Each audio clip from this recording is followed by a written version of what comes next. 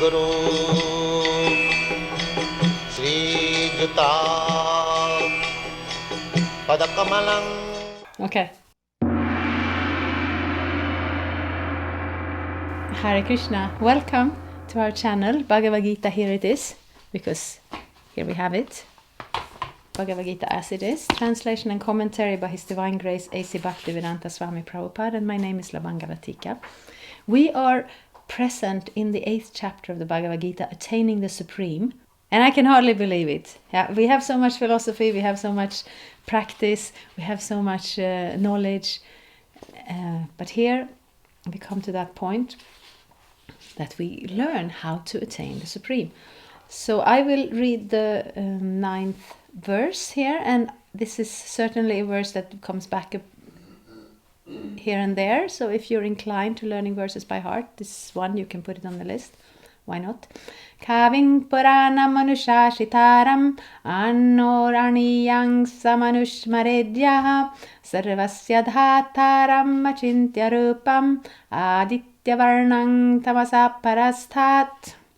One should meditate upon the Supreme Person as the one who knows everything, as he who is the oldest, who is the controller, who is smaller than the smallest, who is the maintainer of everything, who is beyond all material conception, who is inconceivable, and who is always a person. He is luminous like the sun, and he is transcendental beyond this material nature. Purport. The process of thinking of the Supreme is mentioned in this verse. The foremost point is that he is not impersonal or void. One cannot meditate on something impersonal or void. That is very difficult. Yes. Sometimes we hear that, that they think our process is too easy. And then Prabhupada says that somewhere in the 5th chapter, I think. Well, it is very easy, and therefore it is the best method, because if this is what we want to achieve, and the other method is more difficult, then why not do the more easy method? It's not too easy, because we still have to change our direction completely. Instead of going for enjoying our senses in this material existence with us as the center, returning back to that mood of a loving servant of the Supreme, that is a big shift. But the method is not harder than necessary. It's like sometimes we have people coming to the temple, and they come in, and we have an altar, and we have decorated Krishna's form very beautifully, and there are flowers, and there is incense, and everything is very nice. And a devotee naturally comes and bows down before the deity. And this visitor cannot do that. Not because it's difficult, but because the concept of bowing your head down to somebody else is very foreign to this material consciousness. So it's not difficult, but still it's difficult to do it. So in this life, we want to train our consciousness by performing activities in Krishna consciousness.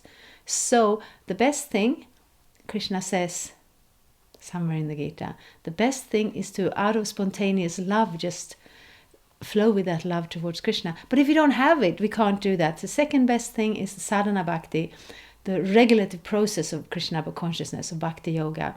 And this is part of that. We meditate on the Supreme as the one who knows everything, as he who is the oldest, who is the controller, who is smaller than the smallest. See, he's there. He knows everything because he's behind everything. He's the oldest because he was here before the world. Who is the controller? Because everything is his energies. And if he would want to, he could turn everything around. He could do whatever he wants. Mostly, he kind of leaves us alone in this world. Not because he's unable to interfere, but because he has given us his word so we can exercise our free will. And then, the next one, he's smaller than the smallest. Then he takes the form in everyone's heart, and even within the atoms, he takes the form as Paramatma, super soul, and he holds everything together. Gives the knowledge, forgetfulness, and memory. He holds the atoms together. He witnesses everything we do from that position of being the smallest of the smallest. He's the maintainer of everything. In this universe, we hear about the devas. They all have different jobs. So Shiva will destroy, Brahma has created, Indra gives us rain, and so on. There are lots of them. Very, very many demigods. But Vishnu, this is Krishna's aspect, he maintains the universe because no one else can do that. If you don't maintain something, it will disintegrate and fade away. We know that. What to speak of this whole universe. That is what Vishnu does. He maintains everything. Who is beyond all material conception, who is inconceivable, and who is always a person. He's luminous like the sun, and he's transcendental beyond this material nature. So that's our Krishna. The process of thinking of Krishna, however, is very easy and is factually stated herein. First of all, the Lord is Purusha, a person. We think of the person Rama and the person Krishna, and whether one thinks of Rama or Krishna, what he is like is described in this verse of Bhagavad-gita. The Lord is Kavi, that is, he knows past, present and future, and therefore knows everything. He is the oldest personality, because he's the origin of everything.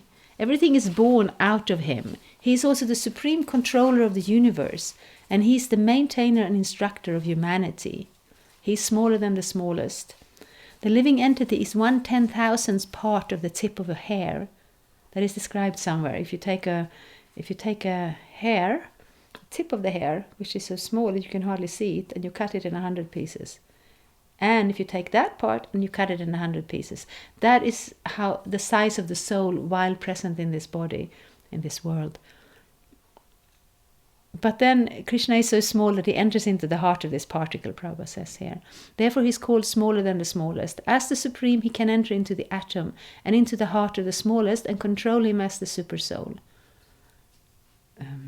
Although so small, control him as super soul. Does that mean we have no free will? No, it doesn't mean that. We have a free will, and Krishna grants us to endeavor to fulfill our free will.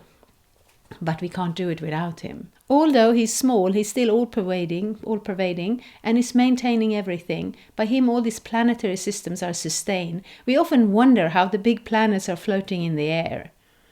It is stated here that the Supreme Lord, by his inconceivable energy, is sustaining all these big planets and systems of galaxies. And then we'll say, no, but that's all has to do with gravitation. Well, we can say that, and we can maybe even to some extent measure it, but we really can't understand it. How everything is staying in the space, in there. Because we're so used to listening to this scientific explanation that we have everything under control. We have certain descriptions, and the closer things are to us, the better we are at understanding them and calculating. When we build a bridge, we can calculate, the angles and the materials and the strength. The further away from us, either out in space or into the atoms, we have theories and they somehow work, but what's behind it, we don't really understand. I did that. I was taking physics classes as part of my education, and my teacher was saying, but if you believe in God, how can you take physics? And I'm saying, why not? And then, but physics explains things, he said. Yes, maybe it explains how things work, but not why they work and not where they come from. There we have to look to Krishna. It is stated here that the Supreme Lord is, that I said, sustaining all the planets and galaxies. The word achintya, inconceivable, is very significant in this connection. God's energy is beyond our conception, beyond our thinking jurisdiction, and is therefore called inconceivable, achintya. Who can argue this point? He pervades the material world and yet is beyond it. We cannot comprehend even this material world, which is insignificant compared to the spiritual world. So how can we comprehend what is beyond? Achintya means that which is beyond this material world, that which our argument, logic, and philosophical speculation cannot touch, that which is inconceivable. Yes. We like to do that. We like to create a system of logic to understand things. And I see that, like, from time to time it pops up, modern people who think we have done away with the need for God because we are so modern and scientific and intelligent and we have studied everything and we know how things work. Therefore, still believing in God is just the remnants from older times when we didn't have enough knowledge. And maybe we are able to describe certain processes, and maybe we are able to invent a lot of technology and pharmacology and so many things. But how do we explain consciousness? Where do we go when we die? Where does the world come from? We have very vague conceptions of that.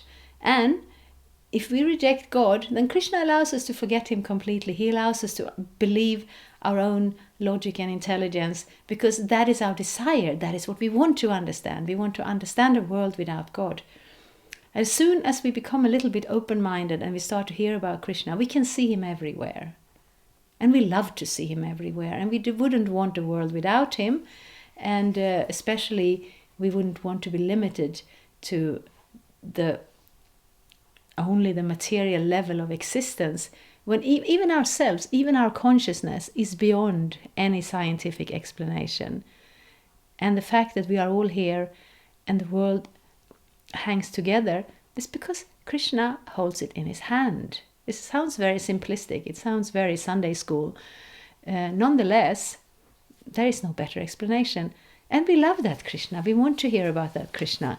Even if he's inconceivable, he's still that person that we can relate to, that always there for us. And that actually, in order to be fully satisfied in our own life, we want to be always there for him. That is the love. Therefore, intelligent persons avoiding useless arguments and speculation should accept what is stated in scriptures like the Vedas, Bhagavad-gita and Srimad Bhagavatam, and follow the principles they set down. This will lead to understanding. Yes, so we don't just accept something blindly. We accept, we understand the concept, and then we put it into practice. And we start this meditation on Krishna's name. We start this process of bhakti yoga, of rendering service to Krishna in the association of devotees. And this will lead to understanding. Some realization comes. Not maybe complete, full, immediate realization, but gradually so much realization that at every step we're satisfied, and at the same time we're looking for more. Because that's the nature of love. It's not that, okay, my beloved, I met him yesterday, so I'm fine now. No, we want to meet him today and we want to meet him tomorrow. And same thing with Krishna. There's unlimited scope for developing that relationship in love. But it starts here. It starts with a kind of coming to the point where we understand the need of the spiritual dimension in life, coming here to hear Krishna's words and putting the process of Krishna consciousness into practice. And that, in this 8th chapter, is how we attain the Supreme. Thank you so much. I've left a playlist for all the chapters in the box below, on a little bit more information. And also, please come back with any questions or comments. We have new installments every Tuesday and Friday, most of the time. Sometimes we're late. Thank you so much for coming here. Hare Krishna. Thank you for watching. We aim for updates every Tuesday and Friday. Please come back. If you have any questions or comments, please leave them down there. We also have some links and information for you. And there is, of course, the subscribe button. Thank you. Hare Krishna. I'm a Hare Krishna, and I approve this message. Subscribe. Hare Krishna, Krishna Krishna, Hare